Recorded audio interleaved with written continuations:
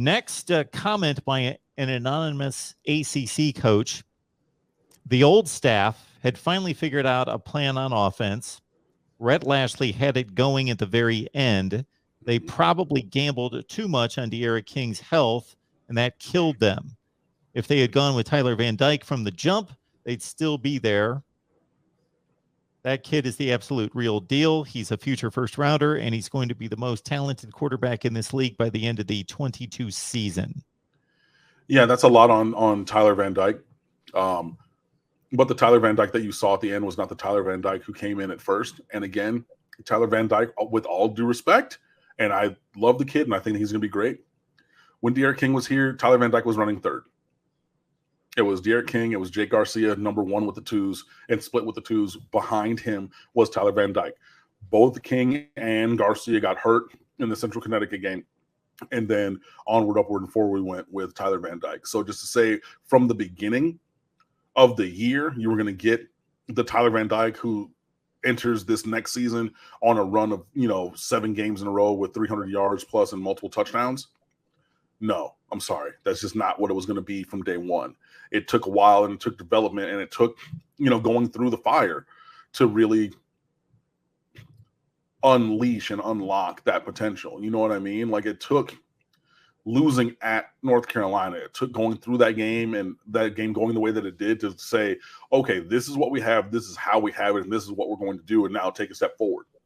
It took that development. He wasn't game one ready. He wasn't, he wasn't Sunshine Lawrence, who it was like, cool, he's playing in games, all the first, few games, and we're going to start Kelly Bryant, but we know that it's going to go this other way. It was not necessarily that.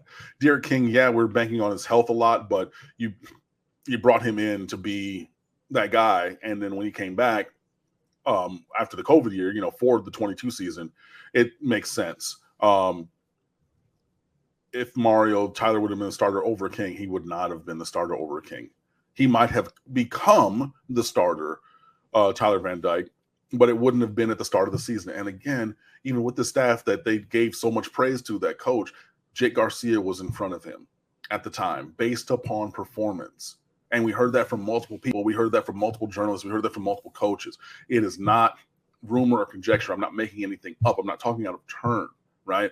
And again, I love what Tyler Van Dyke developed into, but he was not always that. So going back and being revisionist history people about it and saying, oh, well, last June, or like a year ago today, we knew that Tyler Van Dyke was going to be, 2,800 yards and 27 touchdowns with, and 7 interceptions and AC Rookie of the Year. Da, da, da, da, da. You're lying, and that's bullshit. That's not the truth.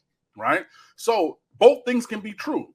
He can be a future first-round pick who played well when he got in and also was not ready at the beginning of the year or a year ago now. Both things can be and are true. We do not need to go back and be revisionist history. We do not need to go back and relitigate this because we were there and talked about it and saw it.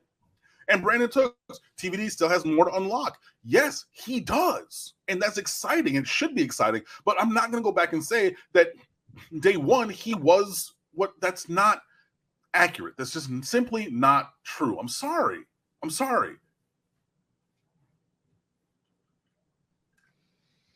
Finishing up on the offense, the ACC coach says the receivers around him are solid to good, and the back is good. The line is finally decent, so they've got a really solid core to build on around him. I agree. The Kevin Steele hire is interesting. I think Mario Cristobal wanted a veteran guy with a lot of SEC evaluation experience who could come in and clean up a lot of the small stuff, and also hiring Kevin sends a particular kind of message. Hey, we're going to go 4 down. We're going to go after those kind of playmaker linemen and ends you remember Miami having, end quote. Yeah, and that's a thing that was concerning to a measure of the fan base because Joe Salavea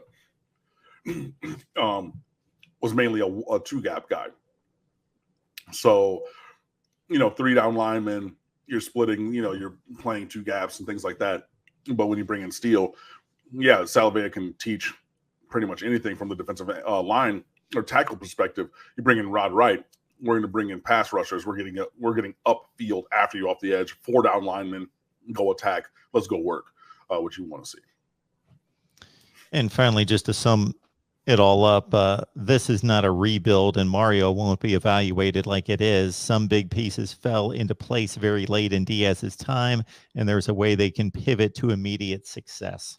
Absolutely. And it just, again, continues to support the point that we've been talking about, unfortunately, with Miami for a while, but every coach is not there for all the time.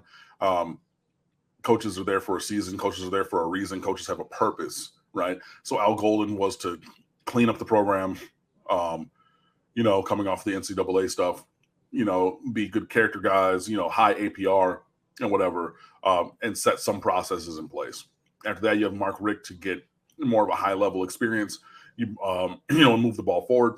He did for 1 year, slid back a little bit because, again, maybe not willing to do some of the things that need to be done. Manny Diaz also was to raise the floor and everything, but the ceiling did not necessarily get raised, but that was his first head coaching spot. So I think that he'll take the failings from this experience moving forward and have success the next time that he becomes a head coach, because I do believe he can be a solid head coach in his future. And then, you build – hopefully on top of that with Mario Cristobal, you did get some more structural things going in the right direction under Diaz and Rick, and then you take those and move those forward even further with Cristobal. So, I'm not saying that this is a national championship team this year, but Cristobal should be on that kind of a trajectory, hopefully here in short order. Marcus, thank you so much for the question. We'll cap everything off with this one, and I'm going to put my 2 cents in here because I think total offense and defensive figures are indicators. They're strong indicators, but you can't buy everything into, okay, we were 37th in the nation in defense. That means this. You need to take everything into context. Of course, college football schedules are very uneven. You can put up amazing yardage and point totals against, your bottom 3 teams on the schedule, yada, yada, yada. There's a lot of ways to look at it. So keep all that into context. Cam, do you think our offense and defense will be top 25? Excuse me. That's the goal. Whether you're talking about points per game, whether you're talking about yards per play, it can be total overall. If you want to go with the traditional stats, you can do look at some metrics and things like that, or advanced metrics. That has to be the goal. To get both sides of the ball playing to an elite level, to a top 25 level, because one will support the other and they'll support each other. That should be along the line. Again, I still do have questions about the linebacker play. I do not have questions about the linebacker coach because, again, Charlie Strong resume speaks for itself. Just going through and finding a way to be successful and seeing those things happen. I think the offense is maybe a step ahead of the defense in terms of playing other teams. That might not show itself in practice because, the team knows each other and they're going to know what we're running. But I think coming into the season, the offense would be the one I'm more comfortable about saying it would be a top tier group, whatever you want to qualify that as. I think the offense is further along that path right now than the defense.